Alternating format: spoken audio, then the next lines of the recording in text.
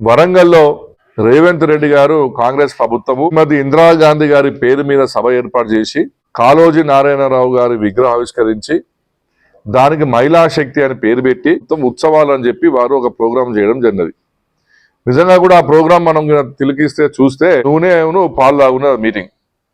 ఆ మీటింగ్ లో వచ్చినటువంటి రేవంత్ రెడ్డి గారు పెద్దలైనటువంటి కాళోజీ నారాయణరావు గారి విగ్రహాన్ని ఆవిష్కరించడం జరిగినది. కాళోజీ నారాయణరావు గారు తన జీవితం అంతా కూడా తెలంగాణ సానుకూలంగా తన కవిత్వాలు రాసిండు. తెలంగాణ రాష్ట్ర ఏర్పాటు కోసం తన పెన్నుకి పదన పెట్టిన వ్యక్తి.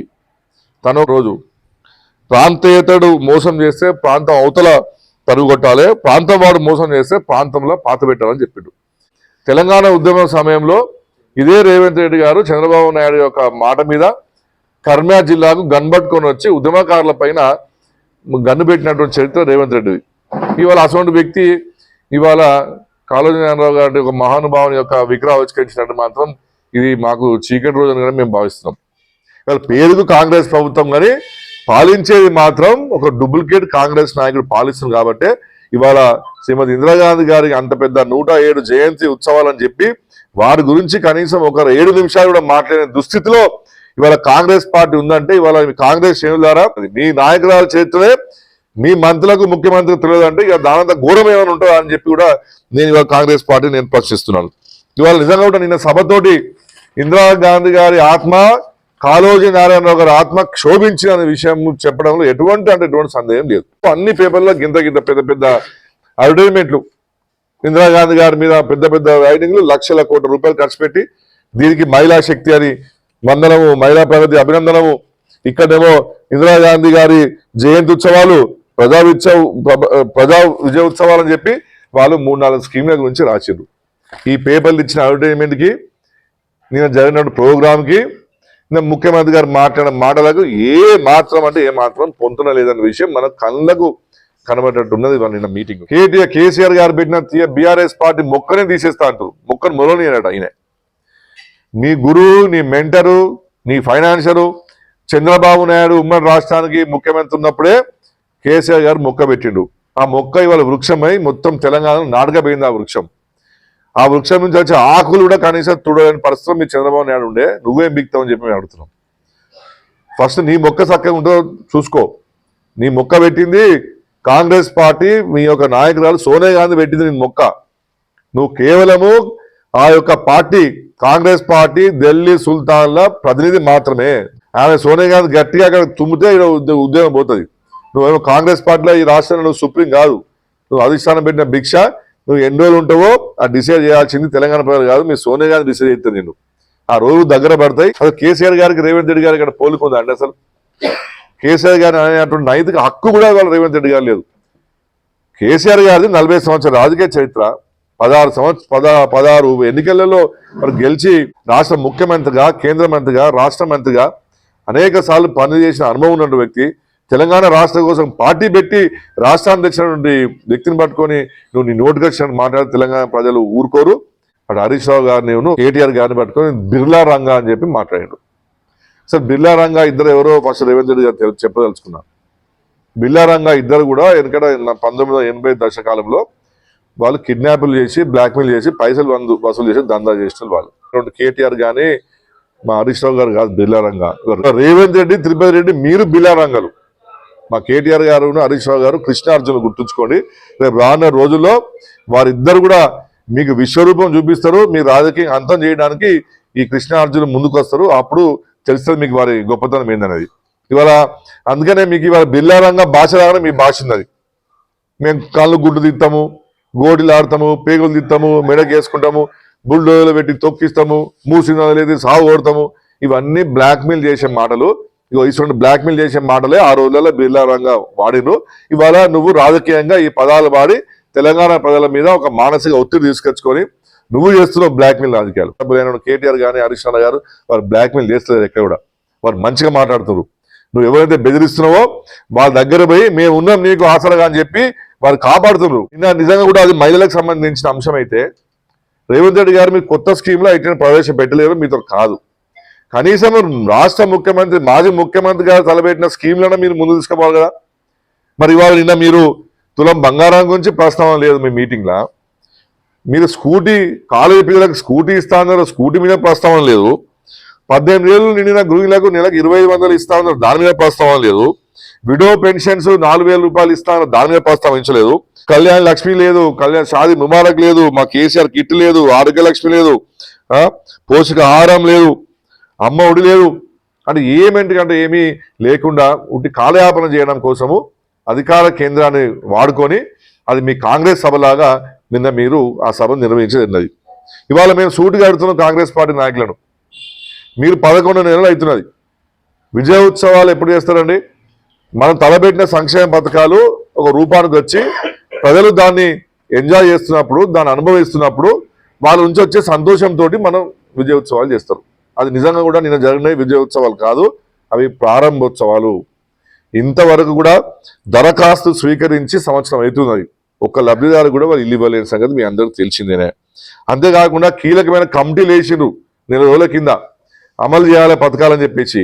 ఆ కమిటీలు ఇంతవరకు మీటింగ్లు పెట్టలేదు, గ్రామ సభలు నిర్వహించలేదు, లబ్ధిదారుల జాబితా తయారు కాలేదు. ఇవి ఏమి లేకుండా దేనికోసం పెట్టినట్టు ఈ మీటింగ్ అని మేము అడుగుతున్నాం. ఇది విజయోత్సవాలు కాదు, ఇది మహిళా శక్తి మీటింగ్ కాదు, ఇది ఉత్తి మీటింగ్ అంతే. ఇవాళ ఒక చాలా పెద్ద మాట మాట్లాడుతున్నారు రేవంత్ రెడ్డి గారు. వారట ఈ యొక్క సోలార్ ఎనర్జీ తోటి కరెంట్ ఉత్పత్తి చేస్తారట తెలంగాణలో. దానికి సంబంధించి ₹1,00,00,000 స్వశక్తి మహిళా గ్రూపులకు డబ్బులు ఇస్తారట. ఇచ్చి అదానీ అంబానీలను తన్నేటట్టు ఈ మహిళా గ్రూపులను కోటీశ్వరం చేస్తాడు వచ్చే 2-3 సంవత్సరాలు. నేను అడుగుతున్నా, ఉన్నోళ్ళను కోటీశ్వరులు చెప్తే మీరు చేయలేదు, కానీ వాళ్ళని బికార్లను చేయకండి మా తెలంగాణ మహిళని చెప్పి నేను రేవంత్ రెడ్డి గారు చెప్తున్నాను. మీరు సోలార్ ఎనర్జీ ప్రాజెక్ట్ పెడతారో లేదో దేవుని కనుక, కానీ కనీసం ఒక మహిళలకు కూడా మీరు సోలార్ లాంతర్ కూడా మీరు ఇవ్వలేని పరిస్థితి వాళ్ళ మీద. మీ కమిట్మెంట్ ఏందో తెలుసు. అదానికి అమ్ముడుపోయిన మీరు ఇంకా మీరు అదానీను అంబానీని తనదనే విధంగా తెలంగాణ మహిళలను మీరు చేస్తారా? నిన్న రేవంత్ రెడ్డి గారి మాటల్లో నా దగ్గర పైసలు ఏమీ లేవు, ఈ యొక్క దివాలా కోర అయిపోయింది ఈ ప్రభుత్వం అని చెప్పడం జరిగింది మిత్రులారా. నిన్న వారు ఏం చెప్పారు? 18,500 కోట్ల రూపాయలు రెవెన్యూ వస్తే 6,000 కోట్ల రూపాయలు మేము జీతాలు ఇస్తున్నాము, ఇంకా 6,000 కోట్లు మేము వడ్డీ కలుపుతున్నాము, ఇక నా దగ్గర మిగిలింది 5,000 కోట్లే అని చెప్పారు. అంటే ఆయన చెప్పడం ద్వారా అర్థం ఏమవుతుందంటే రానున్న రోజుల్లో నేను ఎటువంటి సంక్షేమ పథకాలు నేను చేయలేను, పెట్టలేను, అవన్నీ కూడా పిచ్చి మాటలే ఉట్టి మాటలే అని చెప్పగానే రేవంత్ రెడ్డి గారు చెప్పడం జరిగినది. ఏ రాష్ట్రం కానీ ఎవరు కానీ అప్పులు చేయకుండా ఉన్న రాష్ట్రం దేశంలో ఏం లేవు. కేసీఆర్ గారు అప్పులు చేసిందల్లా కూడా పెద్ద పెద్ద ప్రాజెక్టులు కట్టి అప్పులు చేసిండ్రు, థర్మల్ ప్రాజెక్టులు కట్టడానికి అప్పులు చేసిండ్రు, ఇప్పుడు ఇన్ఫ్రాస్ట్రక్చర్ డెవలప్మెంట్ కోసం అప్పులు చేసి తప్పించి నీలాగా రాష్ట్రం నడపడానికి కోసం మాత్రం కేసీఆర్ గారు అప్పులు చేయలేదు. ఇవాళ రేవంత్ రెడ్డి గారు ముఖ్యమంత్రి అయిన తర్వాత 42% రిజిస్ట్రేషన్లు పడిపోయినాయి. మొత్తం రియల్ ఎస్టేట్ మొత్తం దందా మొత్తం మూతపడ్డది. నీకు దమ్ము ధైర్యం ఉంటే రెవెన్యూ జనరేట్ చేయి, నీ తెలివితేటలు ఉపయోగించుకొని ఏ విధంగా రాష్ట్రానికి వదలు రావాలని దాని మీద నువ్వు మైండ్ పెట్టాలి తప్పించి వెనుక ఎన్టీ రామారావు గట్ల చెప్పింది ఒక మాట, మీరు గురువు నా దగ్గర ఏమున్నది గూడు తప్పించాను అన్నట్టే ఇవాళ చెప్పకనే ఇవాళ వారు చెప్పడం జరిగినది. తెలంగాణ ప్రజలు గమనించుకోవాలి. కేసీఆర్ గారు రావాలి, బయటకు రావాలి, అసెంబ్లీకి రావాలి, అసెంబ్లీలో నువ్వు మాట్లాడాలి, టైం నేను డిసైడ్ చేస్తా అంటాడు. ఆయన గుండెలో రేవంత్ రెడ్డి గారి గుండెలో కొట్టుకునేది కేసీఆర్ గారు పదాలు కొట్టుకుంటున్నాయి డగడగ కానీ. నేను రేవంత్ రెడ్డి గారు చెప్తున్నా, మీకు కేసీఆర్ గారిని చూడాలంటే నేను ఫిక్స్ చేపిస్తా అపాయింట్మెంట్ మా సార్ తోటి. వారు ఉన్నది ఎక్కడో లేదు, వారు ఉన్నది వారి నియోజకవర్గ కేంద్రంలో గజ్వెల్ కాన్ఫరెన్స్లో వారి నివాస గృహమైనటువంటి గజ్వెల్ ఉన్నారు. మీరు చూడదలుచుకుంటే రాండి, తప్పకుండా నేను కేసీఆర్తో కల్పిస్తాను. కనీసం కేసీఆర్ కలుతున్నా నువ్వు చేసిన పాపాల కన్నా కొంచెం పుణ్యం దక్కుతుందని చెప్పి నేను రేవంత్ రెడ్డి కొడుతున్నాను. నాకు రేవంత్ రెడ్డి గారు ఆనవాళ్ళు లేకుండా చేస్తా అని చెప్తున్నారు.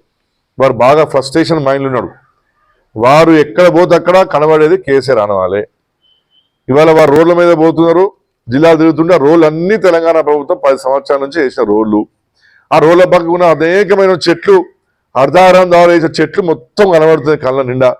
ఆ రోడ్డు మీద కనబడే మొత్తం కరెంటు తీగలు, ట్రాన్స్ఫార్మర్లు అన్ని కేసీఆర్ గారు వేసినాయి ప్రభుత్వంలో. అంతకు మించి ప్రతి కుంట చెరువు మొత్తం నిండు కుండలాగా నిండున్నాయి. అది మా కేసీఆర్ గారి పుణ్యమే. ఇక ఆనవాళ్ళు లేకుండా లేకుండా అంటే ఈ రాష్ట్రం అంటేనే తెలంగాణ రాష్ట్రం అంటేనే కేసీఆర్ గారు ఆనవాళ్ళు. ఇవాళ ఆయన ఆనవాళ్ళు తీయడం నీ తరం కాదు కదా. నిమ్మకాలు చిటికన ఏలుకున్న గోరు పక్కకు మొలిచే వెంట్రుకను కూడా ఇవాళ రేవంత్ రెడ్డి గారు తీయలేడు. ఇవాళ నిజంగానే మీరు కేసీఆర్ ఆనవాళ్ళు చూడొద్దంటే మాత్రం నేను తప్పకుండా ఒక సలహా ఇవ్వదలుచుకున్నాను రేవంత్ రెడ్డి గారికి. మీ అందరికీ తెలుసు, ఒక వివాదపరమైనటువంటి స్వామి నిత్యానంద్ ఉన్నారు. ఆ నిత్యానంద స్వామి ఏం చేసిందంటే ఇడుక్వేర్ అనే ఒక తీరంలో పోయి ఒక భూమి కొనుక్కొని ఇది నా స్వతంత్ర దేశం ప్రకటించుకున్నాడు. నేనేం చెప్తున్నా అంటే రేవంత్ రెడ్డి గారికి, మీ కేసీఆర్ ఆనవాళ్ళు తెలంగాణ ఆనవాళ్ళు కనబడదంటే మీరు కూడా ఒక ఐలాండ్ కొనుక్కొని అక్కడ మంచి ప్రశాంతంగా ఉండండి. అప్పుడు ఇప్పుడు మీ నాయకుడు మీ గురువు చంద్రబాబు నాయుడు కూడా వచ్చి అక్కడ మంచిగా సేవ తెచ్చుకొని పోతారు. అంతకు మించి మీరు మాత్రం ఎట్టి పరిస్థితుల్లో కూడా కేసీఆర్ ఆనవాళ్ళు తీసేటువంటి ప్రసక్తే లేదు. మీలాంటి వాళ్ళు 1000 మంది పుట్టినా కూడా కేసీఆర్ టచ్ కూడా చేయలేదు అని చెప్పి కూడా నేను తెలియజేస్తున్నాను. కానీ ఆనవాళ్ళు అని చెప్పి మాట్లాడుతుంటే నాకు ప్రహ్లాదుడును హిరణ్యకశిపుడు కథ గుర్తొస్తున్నది. మీ అందరూ తెలుసుగా, ప్రహ్లాదుడు పెద్ద హరిభక్తుడు, నరసింహస్వామి విష్ణుమూర్తి భక్తుడు. వాడు తండ్రి హిరణ్యకశిపుడికేమో ఆయనకు విష్ణుమూర్తి అంటే ఇష్టం ఉండదు. కొడుకు ఏమంటాడు, నేను నిన్ను పూజించాను, నేను విష్ణుమూర్తినే పూజిస్తా అంటాడు. ఏడు రాని విష్ణుమూర్తి అంటే ఇందు లేటందు సందేహము ఎందెందు చూసినా అందందు గలడు విష్ణుమూర్తి అని చెప్తారు. కొడుకు గద పట్టుకొని స్తంభాన్ని కొడితే ఆయన నుంచి నరసింహస్వామి బయటకు వెళ్తాడు. నువ్వు ఎక్కడ కొట్టినా నీకు నరసింహస్వామి వెళ్తాడని చెప్తాడు. ఆ ప్రహ్లాదుని మీద కోపం కొద్దీ ఆయన పలగొట్టిన స్తంభం నుంచే నరసింహస్వామి వస్తారు, హిరణ్యకశిపుడు కథం చేస్తారు. రేపు రానున్న రోజుల్లో కూడా రేవంత్ రెడ్డి గారు వేచి చూడండి. రానున్న రోజుల్లో ఏదో ఒక అవతారంలో కేసీఆర్ గారు వస్తారు. కేసీఆర్ గారు అసెంబ్లీకి వచ్చిన రోజు, వారు విశ్వరూపం చూపించిన రోజు మీరు అసెంబ్లీకి వచ్చి బంద్ చేస్తారు, ఉల్టా తిరిగిపోతుంది రాసుకోని చరిత్ర. అప్పుడు కేసీఆర్ వేసిన ప్రశ్నలకు మీరు జవాబు దొరకగా మీరు పోయి దాక్కుంటారు మీ యొక్క ముఖ్యమంత్రి ఇంట్లో. అది దానికోసం ఇందిరాగాంధీ జయంతి గారి పేరు మీద వారు ప్రోగ్రాం పెట్టారు. రేవంత్ రెడ్డి గారు 34 నిమిషాలు మాట్లాడినారు. అందులో మహిళల గురించి మాట్లాడింది కేవలం 8 నిమిషాలు మాత్రమే. శ్రీమతి ఇందిరాగాంధీ గారి గురించి మాట్లాడింది కేవలం 3 నిమిషాలు. ఇక మిగతా 22 నిమిషాలు మొత్తము కేసీఆర్ గారి తిట్టడానికి కోసమే వారు వాడినరు. ఆ సభ పెట్టింది ఇందిరాగాంధీ గారి గురించి మాట్లాడడానిక, కేసీఆర్ గారు తిట్టడానిక, మీ పథకాలు అమలు చేసే విషయం చెప్పడానిక? రేవంత్ రెడ్డి గారు ఎందుకు మాట్లాడలేకపోయారంటే వారు చేసింది ఏమీ లేదు కాబట్టి ఏదో రకంగా ఆ సభలో కొంతసేపు మాట్లాడిన ఉద్దేశంతో 22 నిమిషాలు కేసీఆర్ గారిని దాటిగా తిట్టుకుంటా అసభ్యమైనటువంటి మాదాలు వాడుకుంటా తిట్టడం జరిగినది. దీన్ని మేము చాలా తీవ్రంగా ఖండిస్తున్నాం. శ్రీమతి ఇందిరాగాంధీ గారి చరిత్ర చాలా గొప్పది మన దేశ రాజకీయాల్లో. ఆమె కొన్ని చీకటి చరిత్ర ఉన్నప్పటికీ ఎమర్జెన్సీ విషయంలో మిగతా విషయాల్లో శ్రీమతి ఇందిరాగాంధీ గారి దేశానికి ఎంతో చేసారు. ఆమె బ్యాంకులను నేషనలైజ్ చేయడం జరిగినది. బంగ్లాదేశ్ నే పాకిస్తాన్ నుంచి విడగొట్టి ప్రపంచ దేశాల్లో కూడా గుర్తింపు పొందినటువంటి మహా నాయకురాలు ఆమె. వాజ్పేయి గారు పార్లమెంట్ లో కాళీమాత అని చెప్పడం జరిగినది. గరీబ్ హఠావో అని చెప్పి ప్రోగ్రామ్ టేకప్ చేసింది. గ్రీన్ రెవల్యూషన్ టేకప్ చేసింది. ఇవన్నీ చెప్పడానికి మరి రేవంత్ రెడ్డి గారి చరిత్ర తెలియదు, ఇందిరాగాంధీ గారి చరిత్ర. ఇవాళ మనకు క్లియర్ గా ఏమర్థమవుతుంది, రేవంత్ రెడ్డి గారి డిఎన్ఏ అంతా కూడా కాంగ్రెస్ డిఎన్ఏ కాదు.